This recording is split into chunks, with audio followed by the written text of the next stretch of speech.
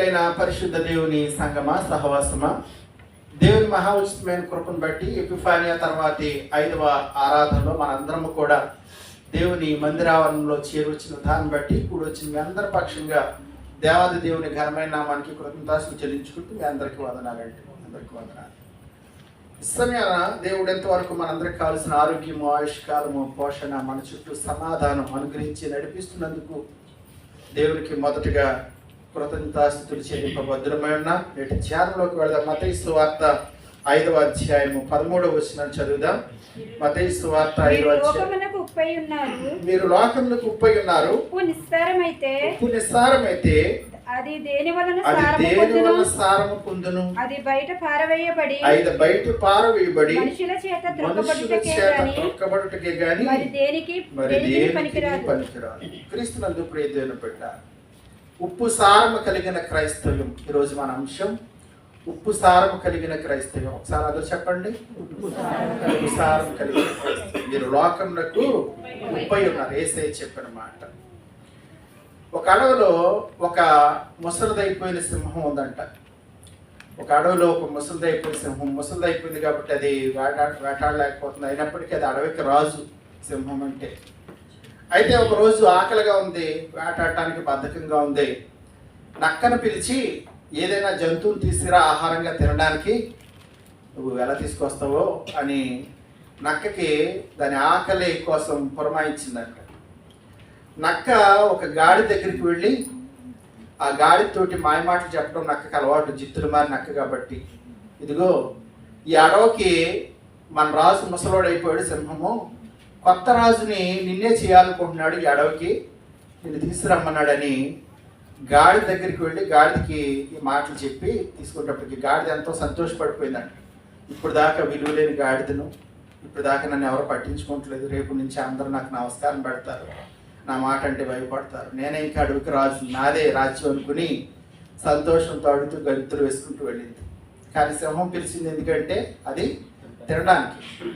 కాబట్టి గాడిద రాగానే దాని మీద పడి సింహం చంపబోయేటప్పటికి దాని చెవులు దొరికి గాడి చెవులు తినేసింది.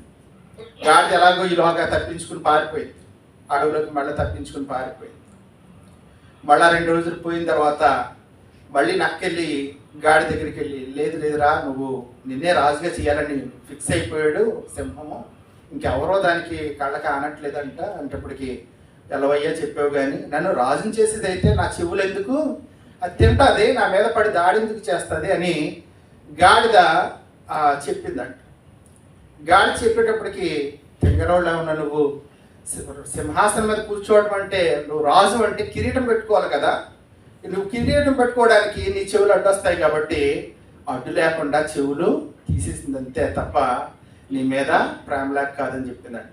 ఓహో నిజమే కదా, కిరీటం పెట్టుకోవాలి, బంగారు కిరీటం, కాబట్టి నాకు చెవులు తినేసింది అనమాట సింహం అనుకుని మళ్ళీ సంతోషపడుతూ నేను ఈ అడవికి రాజు అని బయలుదేరి గాడి వచ్చిందంట.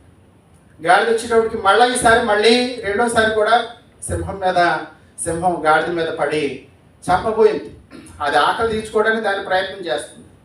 ఈసారి గాడిద యొక్క తోకను కొరికిస్తుంది. గాడిద తోకను కొరికేటప్పుడు మళ్ళీ అలాగో తిప్పలు పడి గాడిద పారిపోయింది అనమాట. గాడిద పారిపోయేటప్పటికి మళ్ళా గ్యాప్ ఇచ్చి 1 రోజు 2 రోజులు గ్యాప్ ఇచ్చి మళ్ళా వెళ్ళింది నక్క వెళ్ళి, లేదు నేను రమ్మంటున్నాడు, లేకపోతే నేను తీసుకురమ్మంటున్నాడు, అసలు నువ్వు తప్ప ఇంకెవరో అడవికి ఎవడో కూడా సమర్థుడు లేడు, నీ అంత కష్టజీవుడు లేడు, నువ్వే అనేటప్పటికి, ఎలవయ్య బాబు, నా మీద పడి ముందేమో చెవులు తినేసింది, ఇప్పుడేమో నా తోక తినేసింది అనేటప్పటికి, నువ్వు మట్టి పొరలాగా ఉన్నది నీది, సింహాసనం మీద కూర్చోవడానికి నీ తోక అడ్డొస్తుంది కదా, నీకు కన్వీనియంట్గా ఉండదు కాబట్టి అడ్డు లేకుండా తోకను తినేసింది తప్ప నీ మీద ప్రేమలాగా కాదు, నీ మీద అభిమానం లేక కాదు, నిన్నే ఫిక్స్ అయిపోయాడు అడవికి రాజు చేయడానికి. సరే నిజమేమో అనుకుని మళ్ళీ గాడిద వెళ్ళేటప్పటికి ఈసారి 3వసారి సింహం సక్సెస్ అయింది. గాడిదని చంపేసింది. దాన్ని అలా పెట్టి చెప్పి ఒక పని అప్పగించిందంట నక్కకి. ఇదిగో ఈ గాడిద యొక్క చర్మం అంతా ఉల్చేసి దీని ఏ పార్ట్ కాపార్ట్ దాని లోపల ఉంటాయి కదా, దాని యొక్క మెదడు, దాని యొక్క గుండెకాయ, లేకపోతే ఊపిరితిత్తులు, ఏ పార్ట్ కాపార్ట్ నా దగ్గర తీసుకురా, నేను పార్ట్లు మాత్రం తింటాను అంతే, అది సింహం రాజు కాబట్టి అని చెప్పి నక్కకు పురమాయించేటప్పటికి ఈలోపు నేను కాళ్ళు చేతులు కడుకొస్తానని సింహము కొలంలోకి చెరువులోకి వెళ్ళిందంట. ఈలోపు సింహం వచ్చేటప్పటికి ఈ నక్క ఏ పాతికి ఆ పాతికి వేరు చేసింది, కానీ గాడిద మెదడు తినేసిందంట. నక్క తినేసేటప్పటికి సింహం వచ్చింది, అయ్యా మీరు చెప్పినట్టు ఏ పార్టీకి ఆ పార్టీ సిద్ధం చేశారు. అది రాగానే మెదడు చూసుకుంది, గాడిద మెదడు. ఏంటి దీనికి మెదడు లేదేంటి, ఇక్కడ మిగతా అన్నీ ఉన్నాయి కానీ అనేటప్పటికి, అయ్యో మహారాజా, దానికి నిజంగానే గాడికి మెదడు ఉండదు, మీకు తెలుసో లేదో. గాడికి మెదడే ఉంటే మొదటిసారి వచ్చినప్పుడు మీరు చెవులు కొరికే పోయారు, అప్పుడైనా బుద్ధి తెచ్చుకోవాలి కదా. రెండోసారి లేదు నేను ఏదో చెప్పి తీసుకొచ్చాను, మీరు తోక కొరికే పోయారు, అప్పుడైనా బుద్ధి తెచ్చుకోవాలి కదా. అప్పుడు కూడా బుద్ధి తెచ్చుకోలేదంటే మీకు ఎప్పటికీ అర్థమై ఉండాలి, దానికి మెదడు అనేది గాడికి ఉండదు, కాబట్టి ఆ మెదడు లేదు, మిగతా బాడీ పార్ట్లు అన్నీ ఉన్నాయని చెప్తున్నాను. ఈ మాటలు నేను ఎందుకు చెప్తున్నానంటే, ఇదివరకు దాదాపు ఒక 15 సంవత్సరాల కింద అనుకుంటా టీవీలో ఒక యాడ్ వచ్చేది, సాల్ట్కి సంబంధించి, ఉప్పుకి సంబంధించిన ఒక కంపెనీ యాడ్ ఇచ్చేది అనమాట. ఆ యాడ్లో ఒక క్యాప్షన్ ఉపయోగించేవారు, ఇది అయోడిన్ సాల్ట్, ఇది బుద్ధిని వెలిగిస్తుంది అని ఒక క్యాప్షన్ ఇచ్చేవారు అనమాట. ఈ అయోడిన్ సాల్ట్ అనేది బుద్ధిని వెలిగిస్తుందని ఒక క్యాప్షన్ ఇచ్చేవారు. నిజంగాన ఉప్పు అనేది తెలియని వాడు ఎవరు ఉండరు. ఉప్పు అనేది అందరికీ కూడా తెలిసిన వాడు. ఉప్పును చూస్తాం మనందరం కూడా, లేకపోతే ఉప్పుని రుచి చూసిన వాళ్ళం, ఉప్పుని మనం మన యొక్క వంటకాల్లో ఉపయోగించేవాళ్ళమే. అయితే ఈ ఉప్పు కేవలం ఆహారానికి రుచి కలిగించేది, కూరల్లో వంటల్లో రుచిని కలిగించడానికే కాదు, కానీ మన దేహానికి ఆరోగ్యం కలిగించేది కూడా ఉప్పు. మన దేహానికి ఆరోగ్యం కలిగించేది. మనం ఏదైనా నీరసంగా డిహైడ్రేషన్ అని కళ్ళు తిరిగి పడిపోయి హాస్పిటల్కి వెళ్ళామనుకోండి, మొదట అక్కడ ఉన్న డాక్టర్స్ లేకపోతే అక్కడ ఉన్న ఆ యొక్క నర్సెస్ మనకి చేసే పని ఏంటంటే సెలైన్ పెడతారు. సెలైన్ పెడితే ఆ సెలైన్లో వాటరే ఉంటుంది. ఆ సెలైన్ ఉండే వాటర్ ఏమిటంటే అది ఒక ఉప్పు వాటరే. ప్రతిదినం పెట్టాలి ఒక నిర్ణీతమైన క్రమంలో నీ బాడీ మళ్ళా డీహైడ్రేషన్ నుంచి బయటికి రావడానికి, నీరసం నుంచి బయటికి రావడానికి, నీలో ఉన్న నిస్సత్వ, నీలో ఉన్న బలహీనత నుంచి నువ్వు క్రమపడడానికి, నీ బాడీ ఒక సమతుల్యతమైన స్థితిలోనికి రావడానికి సెలైన్లో ఉండే వాటరు అది ఉప్పు వాటర్ అని ఒక డాక్టర్ గారు చెప్పడం మరి నేను తెలుసుకున్నా. ఈ సమయాన్ని మనం ఆలోచన చేస్తుంటే, అంతేకాదు ఉప్పు రుచిని కలిగించేది కదా. ఉప్పు లేకుండా ఏ పదార్థం కూడా రుచి మనము ఎంత వంటగాడైనప్పుడు కలిగించలేడు. రెండోది, ఉప్పు అనేది మన బాడీలోని అవయవాలు చురుకుగా పనిచేయడానికి, మనం చక్కగా మన బాధ్యతలు యాక్టివ్గా ఉండటానికి అది దోహదపడుతూ ఉంటుంది. కానీ ఈ సమయాన మనందరం కూడా చూడండి, బంగారం రేటు తగ్గిందో లేదో తెలుసుకుంటూ ఉంటాం. బంగారం రేటు ఇప్పుడు తగ్గిందో లేదో మరి ఏమంటే, కాబట్టి మీకే బాగా తెలుసు నాకంటే. బంగారం రేటు అంటే విలువ, బంగారం గురించి తెలుసుకోవడం అంటే ఇష్టం, బంగారం కొనుక్కోవడం అంటే ఇష్టం. కానీ యేసయ్య నిన్ను బంగారంతో వెండితో పోల్చలేదు. అందుకే ఈరోజు వెండి బంగారంలో మరి కన్నా విలువైనది యేసు ప్రేమను పాడుకున్నాం. యేసయ్య నిన్ను బంగారంతో పోల్చలేదు, వెండితో పోల్చలేదు, కానీ దేనితో పోల్చాడండి? మీరు లోకానికి చెప్పాలి, మీరు లోకానికి ఉప్పు ఉన్నారు, ఉప్పుతో పోల్చాడు. బహుశా నీ దృష్టిలో నా దృష్టిలో బంగారము, డైమండ్స్, వజ్రాలు విలువైనవేమో, కానీ దేవుని దృష్టిలో ఉప్పు గొప్పది. ప్రియమైన బిడ్డ, ఉప్పు విలువైనది. పాత నిబంధన కాలంలో ఉప్పుకి చాలా ప్రాముఖ్యత ఉండేది. ఇదేనా యేసయ్య ఒక మాట చెప్తూ ఉంటారు, మనుష్యుల దృష్టిలో ఏది ఘనమైనదో దేవుని దృష్టికి అది నీచము అని వాక్యంలో ఉంటుంటారు. మనుష్యుల దృష్టిలో ఏది ఘనమైనదో దేవుని దృష్టి కంటే అది నీచము. లేకపోతే మనందరికీ బంగారం కొనుక్కోవడం అంటే ఇష్టం, బంగారం. కానీ పరలోకంలో అంట అక్కడ వీధులే, దారులు దేనితో వేయబడి ఉంటాయంటే బంగారంతో వేయబడి. బంగారాన్ని అక్కడ మనం తొక్కుకుని తిరుగుతూ ఉంటాం అన్నమాట. బంగారం మన కాళ్ళతో తొక్కుకుని తిరుగుతూ ఉంటాం. అది అక్కడ ఉన్నావు. కాబట్టి సమయాన దేవుడు నేను దేనితో పోలుస్తున్నాడంటే ఉప్పుతో పోలుస్తున్నారు. ప్రతి బిడ్డ ఉప్పుతో. ఒకవేళ మనుషుల దృష్టిలో ఉప్పుకు విలువ తక్కువేమో, కానీ ఇదేనా దేవుడు నిన్ను ఉప్పుతో ఎందుకు పోలుస్తున్నాడో ఒక 4 మాటలు నేర్చుకుందాం. లేవి కాండము 2వ అధ్యాయము 13వ వచనాన్ని ఒకసారి చూద్దామండి. లేవి కాండము 2వ అధ్యాయము 13వ వచనం తీసిన వారు చదవండి. నీవు అర్పించు ప్రతి నైవేద్యమునకు ఉప్పు చేర్చవలెను. నీ దేవుని నిబంధన యొక్క ఉప్పు నీ నైవేద్యం మీద ఉండవలను. నీ అర్పణములన్నిటితోనూ ఉప్పు అర్పింపవలెను. చూడండి, దేవుడు లేవీకాండం అంటే ఏ గ్రంథం అంటే ధర్మశాస్త్ర గ్రంథం. ధర్మశాస్త్రాన్ని దేవుడే ఇచ్చాడు మోషే చేతికి. ధర్మశాస్త్రంలో ప్రతి అంశము కూడా దేవుని ప్రేరేపణ చేత, దైవాత్మ చేత వ్రాయబడిన మాట. ఇక్కడ లేవీకాండం 2వ అధ్యాయం 13వ వచనంలో దేవుడు చెప్తున్న మాట, నీవు అర్పించు ప్రతి నైవేద్యమునకు ఉప్పు చేర్చవలను. నీ దేవుని నిబంధన యొక్క ఉప్పు నీ నైవేద్యం మీద ఉండవలను. నీ అర్పణములన్నిటితో నువ్వు ఉప్పు అర్పింప. ఒక్క వచనంలో ఉప్పు ఎన్నిసార్లు వచ్చిందండి? 3 సార్లు, 3 పర్యాయాలు అక్కడ రిపీట్ అయింది. ప్రతి బిడ్డ ఉప్పు నీ నైవేద్యానికి చేర్చు. మరొక చోట అంటూ ఉంటాడు, ఉప్పు లేకుండా నువ్వు అర్పణను తీసుకొస్తే కనుక దేవుడు అంగీకరించడు అని కూడా ఉంది. ఉప్పు లేని అర్పణ అంగీకరించబడదు. లేవి కాండంలో మనకి ప్రధానముగా మరి 5 రకాల బలుల గురించి, 6 రకాల బలుల గురించి ఉంటది. ఒకటి ఏమిటంటే నైవేద్య బలి, 2 దహన బలి, 3 పాప పరిహారార్థ బలి, 3 అపరాధ పరిహారార్థ బలి, పాప ప్రాయశ్చిత్తార్థ బలి. ఇలాగా మరి బలుల గురించి లేవి కాండంలో ఎక్కువగా మనం చూస్తూ ఉంటాం. ఈ బలుల్లో నువ్వు ఆనాటి ఇశ్రాయేలు అర్పించే బలి పశువు ఏమిటంటే, పేదవారైతే గనక వారు దేన్ని తీసుకురావాలండి? పేదవారైతే గనక పావురాన్ని తీసుకురావచ్చు. ఒక జత పావురంను బలి పశువులుగా తీసుకురావచ్చు. లేదా ధనికులైతే గనక ఒక గొర్రె పిల్లను కానీ మేక పిల్లను కానీ బలి పశువుగా తీసుకురావచ్చు. మేకను కానీ గొర్రెను కానీ. ఇంకా ధనికుడైతే ఆ యొక్క బలి అర్పణ విధానాన్ని బట్టి ఒక ఎద్దును ప్రీతిని పట్ల, ఒక కోడెతోడను దేవునికి బలిగా తీసుకురావచ్చు. అయితే నువ్వు తీసుకొచ్చే అర్పణ మారచ్చు. అది ఒకవేళ పావురం కావచ్చు, లేకపోతే గొర్రెపిల్ల కావచ్చు, మేకపిల్ల కావచ్చు, ఎద్దు కావచ్చు. నువ్వు అర్పించే ఆ బలి పశువు మారొచ్చేమో కానీ అది పావురమైనా, గొర్రెపిల్లైనా, మేకపిల్లైనా, ఎద్దైనా దానికి నువ్వు చేర్చవలసింది ఏమిటంటే ఉప్పు ఖచ్చితంగా చేర్చాలి. ప్రియమైన బిడ్డ, ఉప్పు ఖచ్చితంగా చేర్చాలి. ఎందుకంటే ఉప్పు దేవుని యొక్క నిబంధనకు గుర్తు. నిబంధన అంటే ఇరువురు వ్యక్తుల మధ్య ఒక ఒప్పందానికి సూచనగా ఉంది. ప్రియమైన బిడ్డ, ఒక ఒప్పందానికి సూచనగా. వారం రోజుల కిందట అనుకుంటా మన యుఏఈ రాజు గారు ఇండియా దేశానికి వెళ్ళారు. 3 గంటల పర్యటనకి వెళ్ళి మన ప్రధానమంత్రి మోడీ గారితో వ్యాపార లావాదేవీలు లేకపోతే సైనిక ఒప్పందాలు కుదుర్చుకుని వచ్చారు. కాబట్టి ఈ లోక సంబంధమైన దేశాల మధ్య, ప్రభుత్వాల మధ్య వాళ్ళ యొక్క ఒప్పందాలు పేపర్స్ మీద లేకపోతే బంగారం బట్టి లేకపోతే ఆయిల్ బట్టి ఉంటుండొచ్చు. కానీ దేవునికి మనుషులకి మధ్య నిబంధన, దానికి ప్రామాణికంగా దేని తీసుకుంటున్నాడంటే ఉప్పును నిబంధనగా తీసుకున్నారు. ప్రియమైన బిడ్డలారా, ఉప్పు ప్రతి నైవేద్యానికి నువ్వు ఉప్పు చేర్చాలి. ప్రతి నైవేద్యానికి మొట్టమొదటి మాట, ఉప్పు లేని అర్పణ దేవుడు అంగీకరించారు. ఉప్పు లేని అర్పణ దేవుడు అంగీకరించారు. 2వ మాట చూద్దామండి. దినవృత్తాంతాల 2వ గ్రంథము 13వ అధ్యాయము 5వ వచనం చూద్దాం. 2వ దినవృత్తాంతముల గ్రంథం 13వ అధ్యాయం 5వ వచనం అండి.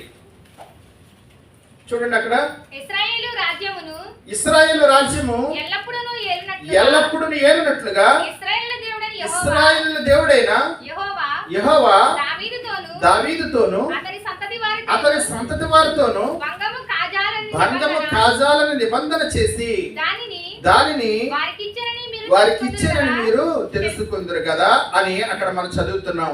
చూడండి, అక్కడ మీరు ఇప్పటికే గమనించి ఉంటారు. దావీదుతోను అతని సంతతి వారితోను భంగము కాజాల నిబంధన చోట ఒకటే నంకి వేసి కింద ఏమని అర్థం ఉందండి? ఉప్పు నిబంధన, భంగము కాజాలని నిబంధన అంటే ఎన్నటికీ కూడా బ్రేక్ అవని నిబంధన అన్నమాట. తెగిపోని నిబంధన, వీడిపోని నిబంధన. దానికి దేని ప్రమాణంగా తీసుకున్నాడంటే దేవుడు ఉప్పు నిబంధన. 2వ మాట ఉప్పు నిబంధన. చూడండి, ఇక్కడ ఉన్న విషయం నేను క్లుప్తంగా మీకు తెలియజేస్తాను. ఇక్కడ ఈ యొక్క 13వ అధ్యాయంలో 2 రాజులు ఉన్నారండి. 2 రాజులు. ఒకరు ఇశ్రాయేలు రాజు, ఆయన పేరు యెరోబాము. 2వ రాజు అబియా. ఆయన దావీదు సంతానంలోంచి వచ్చిన వాడు. ఆయన యోధారాజు అనమాట. ఇశ్రాయేలు రాజు ఏమో యెరోబాము, యువతల యోధారాజు అబియా. ఈయన దావీదు సంతానం. ఇప్పుడు వినండి ప్రియమైన, ఇక్కడ చదవండి బైబిల్, ఇంటికాడ చదువుకోండి. కాబట్టి ఇక్కడ గమనించదగిన విషయం ఏమిటంటే యెరోబాము ఎవరంటే సొలొమోను రాజు దగ్గర పనిచేసిన సేవకుడి కొడుకే.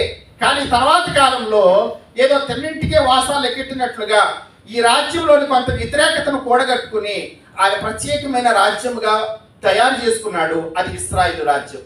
ఇప్పుడు ఈ ఇశ్రాయేలు రాజ్యమైన యెరోబాము అనే రాజు ఈ యొక్క యోధా రాజు అయిన అబియా మీదకి యుద్ధానికి వస్తున్నాడు. ఇప్పుడే మనం చెప్పుకున్నాం కదా, దేశం మీదకి దేశం దేనికి ట్రై చేస్తుంది? అమెరికా దేశం ఇరాన్ మీదకి, లేకపోతే ఇంకా అనేకమైన దేశాలు యుద్ధ వార్తలు పెరిగిపోతున్నాయి ప్రతి ఒక్కటి. కాబట్టి యుద్ధానికి సిద్ధమైపోయాడు. ఎవరంటే యెరోబోము రాజు 8 లక్షల సైన్యాన్ని సమకూర్చుకున్నాడు. 8 లక్షల సైన్యంతో ఈ అబియా అనబడిన రాజు, యోధా రాజు మీదకి యుద్ధానికి సిద్ధమయ్యాడు. అయితే ఆ యుద్ధానికి సిద్ధమైన సమయంలో ఈ యోధా రాజు అయిన అబియా, ఈయన ఎంతమంది సైన్యం కలిగి ఉన్నాడంటే 4 లక్షల మంది సైన్యం. ఆయన 8 లక్షల సైన్యం కలిగి ఉన్నాడు యెరోబాము. ఈయన సైన్యం ఎంత అంటే 4 లక్షలు. అందులో సగం ఉన్నారనమాట. 8 లక్షల్లో సగం 4 లక్షలు, కాబట్టి 4 లక్షలు మాత్రమే ఉన్నారు. అంటే వీరికి సైన్యం తక్కువ. అటువంటి సమయంలో అబియా ఏమంటున్నాడంటే, అయ్యా ఈ యొక్క యెరోబామేమో పోత దూడను తయారు చేసుకుని, బంగారపు దూడను తయారు చేసుకుని, బంగారపు దూడను ఆరాధిస్తూ నిజమైన దేవుడని యెహోవాను విడిచిపెట్టేశారు. బలులు లేకపోతే ఆ యొక్క అర్పణలు, బలిపీఠాలు ఏర్పాటు చేసుకుంటూ ఈ యొక్క యెరోబాము తన యొక్క రాజ్యంలో విగ్రహారాధన పెంచి పోషిస్తున్నాడు. కాబట్టి ఈ యొక్క అబియా అంటున్నాడు, అయ్యా ఇదిగో మీరైతే విగ్రహాల పేరట విగ్రహాలు నమ్ముకుని మా మీదకి 8 లక్షల మంది సైన్యంతో వస్తున్నారు, కానీ మా పితరుడైన దావీదుతో దేవుడు చేసిన నిబంధన ఏమిటంటే ఉప్పు నిబంధన. కాబట్టి మేము ఆ నిబంధన కట్టుబడి ఉన్నాము. మా దేశంలో, మా రాజ్యంలో మేము నిజమైన దేవుడని యెహోవాను తప్ప మేము ఎవరిని కూడా మేము ఆరాధించట్లేదు. దేవుని పేరటే మేము బలులు అర్పిస్తున్నాము, దేవుని పేరటే మేము ఆరాధన చేస్తున్నాం, మా యాజకులు పనిచేస్తున్నారు. ఇదిగో కాబట్టి మా సైన్యము 4 లక్షలే తక్కువ అయినప్పటికీ కూడా మేము యెహోవా పేరట మీ మీదకి యుద్ధానికి వస్తామన్నప్పుడు 8 లక్షల సైన్యం కలిగిన యెరోబాము మరి అటాక్ చేసినప్పుడు ఈ యొక్క 4 లక్షల మంది సైన్యంతో ఉన్న యాక్చువల్గా అబియా ఓడిపోవాలి. కానీ 4 లక్షల సైన్యం కలిగిన అబియా వారి యొక్క సైన్యం చూసి 8 లక్షల ఏ దిక్కు నుంచి పారిపోయారో తెలియదంట. ఎక్కడ దొరికిన వాడు పారిపోయాడంట. ప్రతినప్పట్ల ఎవడు దాన్ని వాడు పారిపోయాడు. 8 లక్షల ఉన్నవాడు కారణం ఏంటి తెలుసా? దేవుడు దావీదు సంతానంతో చేసిన నిబంధన. అది ఉప్పు నిబంధన.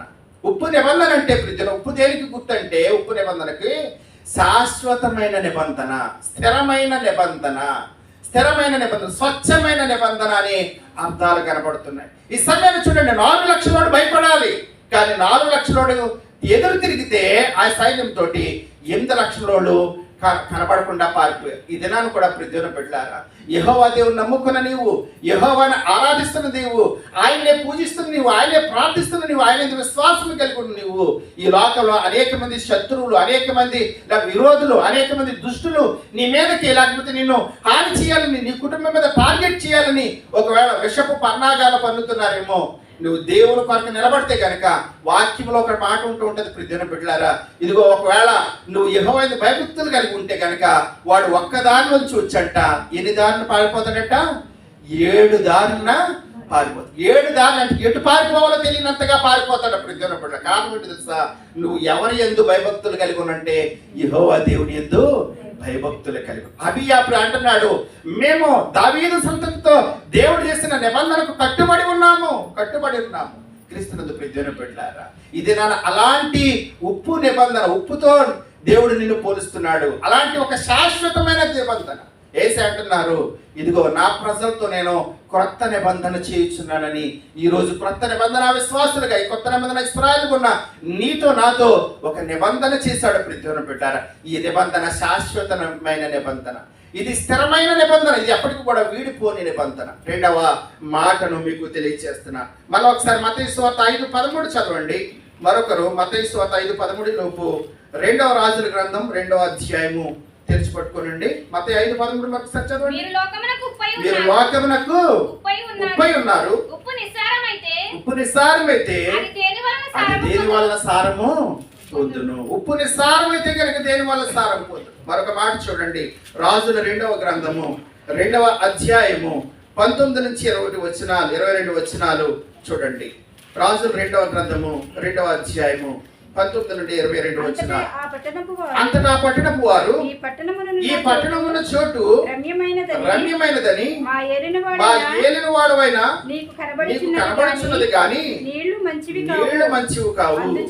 అందుచేత భూమియు నిస్సారమై ఉన్నదని ఎలీషాతో అనగా అతడు క్రొత్త పాత్రలో ఉప్పు వేసి నా యొద్దకు తీసుకుని రండని వారితో చెప్పాను.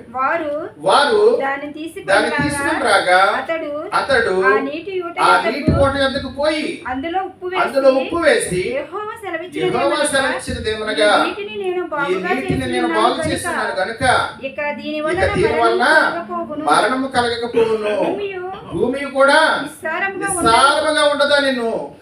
కాబట్టి నేటి వరకు ఎలీషా చెప్పిన మాట చెప్పున ఆ నీరు మంచిదై ఉన్నది. క్రీస్తునందు ప్రియమైన బిడ్డ, మీరు ఆరాధన నుంచి వెళ్ళిన తర్వాత మీ యొక్క యూట్యూబ్ లో సెర్చ్ చేయండి, ఎలీషా ఓటాను కొట్టండి.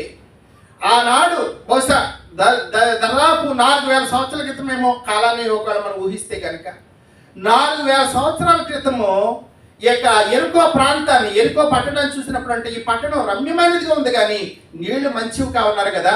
అక్కడ కొత్త పాత్రలో ఉప్పు వేసి ఆ నీళ్లను బాగు చేశాడు ఎలీషా. ఇప్పుడు మీరు యూట్యూబ్ లో సెర్చ్ చేస్తే కనుక ఇప్పుడు ఆ నీళ్లు ఉబుకుతూ ఉంటున్నాయి. ప్రతిదిన బిడ్డ నీటి జలధార ఉబికి వస్తుంది. ఇప్పటికీ కూడా ఆ రోజు నుంచి ఈ రోజు వరకు కూడా అవి మంచి నీళ్లుగానే ఉన్నాయంట. ప్రతిదిన బిడ్డ మంచి నీళ్లుగానే తాగడానికి పనికొచ్చేలాగా 4000 సంవత్సరాల కాలమైనప్పటికీ కూడా ఆ నీళ్లు మళ్ళా చెడిపోలేదు. చూడండి, సమయాన్ని మనం ఆలోచించి బైబిల్లో సత్యవాక్యము ప్రామాణికాలు కలిగింది, కట్టుకథలు కాదు. సరే, సమయ వాక్యంలోకి వస్తుంటే కనుక ఇది ఎలీషా పట్టణానికి అక్కడ మరి నాయకుడైన ఎలీషా అలాగే శిష్యులు కూడా వచ్చినప్పుడు ఆ పట్టణాన్ని చూస్తున్నారు. మనం కూడా ఏదైనా కొత్త ప్రాంతానికి వెళ్ళినప్పుడు ఈ ఊరు ఎలా ఉంది, ప్రాంతం ఎలా ఉంది అని మనం చూసినప్పుడు పట్టణం చూస్తుంటేనే కనుక అబ్బో చాలా రమ్యముగా కనబడుతుందట.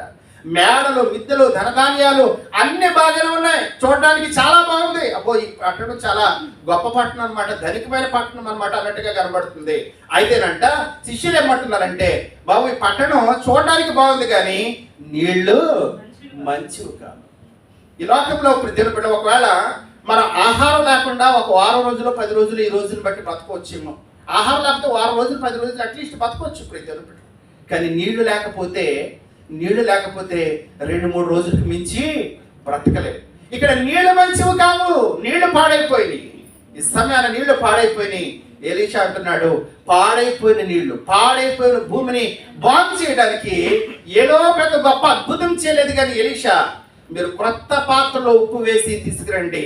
ఆ ఉప్పుని ఆ పాడైపోయిన నీళ్ల మీద చల్లాడు.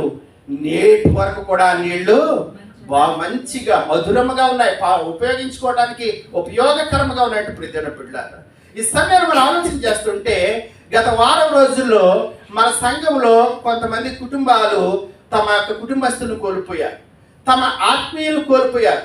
పలానా వారి ఇంట్లో ఇలాగా మరణం సంభవించింది, వారి కుటుంబస్తులను కోల్పోయామని చర్చ్ గ్రూప్ లో వారి యొక్క మరి వివరాలు చెప్పడంతో పాటు వారి ఫోన్ నెంబర్ కూడా పెడుతున్నాం. దయచేసి ప్రియమైన బిడ్డలారా, ఆ దుఃఖంలో ఉన్న వారిని, ఆ కష్టంలో ఉన్న వారిని, ఆ వేదనలో ఉన్న వారిని ఒక ఫోన్ చేసి ఒక 2-3 నిమిషాలు కేటాయించి నువ్వు ఆదరించగలుగుతున్నావా? ఒక సంఘ విశ్వాసిగా ఒకసారి ఫోన్ చేసి పలకరించగలుగుతున్నావా? ఈ సమయాన అది నీ బాధ్యత కాదా? ఎందుకంటే నువ్వు ఉప్పుకి పోలిక కలిగి ఉన్నావు కదా. దేవుని ఎరుగున నీవు, విశ్వాసం కలిగిన నీవు, ప్రార్థన వాతావరణం కలిగిన నీవు, దేవుని భయభక్తులు కలిగిన నీవే నీ తోటి విశ్వాస పట్ల బాధ్యత కలిగి లేకపోతే ఇంకెవరు వారిని ఆదరిస్తారు? ఇంకెవరు వారిని సమాధానపరుస్తారు? ఈ సమయాన వాక్యం అర్థం చేసుకోబడదగిన మాట ప్రియమైన బిడ్డలారా. ఉప్పు నిస్సారమైతే అది దేని వలన సారం పొందును. చూడండి, ఇంటి దగ్గర 108 ఉంటుంది, అంబులెన్స్ 108. దాని పని ఏమిటి? యాక్సిడెంట్ జరిగినప్పుడు, ప్రమాదం జరిగినప్పుడు ఆ ప్రమాదం జరిగిన వారిని త్వరగా హాస్పిటల్కి తీసుకువెళ్ళడం, లేకపోతే వాళ్ళకి ఏ ప్రాబ్లం అయితే జరిగిందో ఆ ప్రాబ్లం నుంచి బయటపడేయడం అంబులెన్స్ పని ఎక్కడైనా సరే. ఇప్పుడు అంబులెన్స్కి యాక్సిడెంట్ జరిగింది అనుకోండి, పేషెంట్ తీసుకెళ్తున్నారు, అంబులెన్స్కి యాక్సిడెంట్ జరిగింది, పరిస్థితి ఏమిటంటారు? ఒకసారి వచ్చింది. నువ్వు అంబులెన్స్ లాంటి వాడు, నువ్వు ఉప్పు లాంటి వాడు. ప్రియమైన బిడ్డలారా, నువ్వు సారం కలిగి ప్రవర్తిస్తున్నావా? నాకు ఎందుకులే. చాలాసార్లు ప్రియమైన బిడ్డలారా, ఒకవేళ కొంచెము డ్యూటీలో అలసిపోతే చర్చికి రావటం మానేస్తున్నాం. చర్చ్ అంటే బాధ్యత ఉండట్లేదు ప్రియమైన బిడ్డలారా. దేవుని సన్నిధి, అయ్యో దేవుని మందిరానికి వెళ్ళాలి, దేవుని సేవకుడు సంఘము నా కోసం ప్రార్థన చేస్తున్నారు అనే భయం కానీ, భక్తి కానీ, అనే మెలకు కానీ లేకుండా వెళదాం, ఏం పర్వాలేదు, ఏదో రోజు వెళదాం కదా. ఇష్టమైన ఉప్పు నిస్సారమైతే దేని వల్ల సారం పొందును?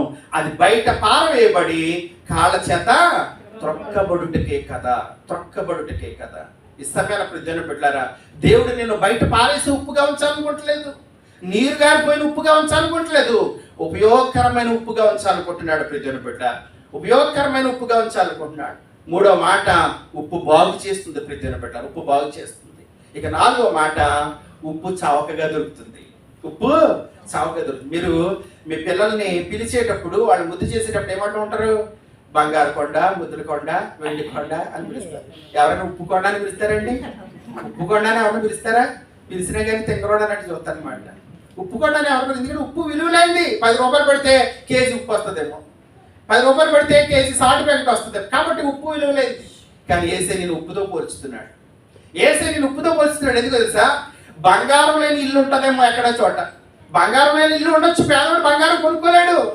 కానీ ఉప్పు లేని ఇల్లు ఉండదు. ప్రజలు ఏ దేశమైనా, ఏ ప్రాంతమైనా, ఏ భాష అయినా ఉప్పు లేని ఇల్లు ఉండదు. అది పేదోడైనా, ధనవంతుడైనా, మిడిల్ క్లాస్ వాడైనా అందరింట్లోనూ ఉప్పు ఉంటూ ఉంటుంది. అందరింట్లోనూ ఉప్పు ఉంటూ ఉంటుంది. ఒక క్రైస్తవుడిగా, ఒక విశ్వాసిగా నువ్వు అందరికి పనికొచ్చేవాడి లాగా ఉండాలి. అందుకోసం యేసే నేను ఉప్పుతో పోలుస్తున్నాడు అనమాట. అందరికి ఉపయోగకరమైన వాడిగా ఉండాలి. అందుకే మనం పాడుకున్నాం, ప్రతి చోట నీ సాక్షిగా ప్రభువా నేనుండునట్లు, ప్రతి చోట నీ సాక్షిగా ప్రభువా నేనుండునట్లు, పవిత్రపరచుము తండ్రి ప్రతి పాపమును కడిగి, పవిత్రపరచుము తండ్రి ప్రతి పాపమును కడిగి, ప్రియ యేసు నిర్మించితివి ప్రియమారణ హృదయం. కాబట్టి ప్రతి చోటని సాక్షిగా, ఎక్కడ దుఃఖం ఉందో అక్కడ నువ్వు ఉండాలి, ఎక్కడ వేదన ఉందో అక్కడ నువ్వు ఉండాలి, ఎక్కడ విచారం ఉందో అక్కడ నువ్వు ఉండాలి. అది నీకు ఏదొచ్చో, నువ్వు ప్రార్థన చేయడం వచ్చా, నీ ప్రార్థన అక్కడ ఉండాలి. నువ్వు పాట పాట వచ్చా, నువ్వు పాట పాట అక్కడ, వాక్యం చదవడం వచ్చా, ఆ వాక్యం చదవడం. లేకపోతే కొంచెం కొన్ని మాటలు, వాక్యమే అక్కర్లేదండి, కొన్నిసార్లు నీ మాట ఎదుటి వారికి ధైర్యాన్ని ఇస్తాడు. నీ మాటే కాదు, నీ పలకరింపు, నువ్వు కనీసం వెళ్ళి నిలబడితే చాలు.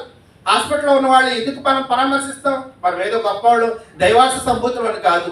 నేను నీకు తోడుగా ఉన్నాను, నీ పట్ల బాధ్యత కలిగి ఉన్నాను అనే ఒక అండా ప్రజలను పెట్ట, ఒక ధైర్యం. కాబట్టి సమయాన్ని ఆలోచన చేస్తుంటే ఉప్పు నిస్సారం అయితే దేని వలన సారం పొందను. కాబట్టి సమయాన యేసే నేను ఉప్పుతో పోల్చుతున్నాడు. ఉప్పు అనేది నిబంధనకు గుర్తండి. ఉప్పు అనేది బలి అర్పణలో అర్పించాలండి, తప్పనిసరిగా దాన్ని చేర్చాలి. మూడవది, ఉప్పు బాగు చేస్తుంది. ఉప్పు బాగు చేస్తుంది.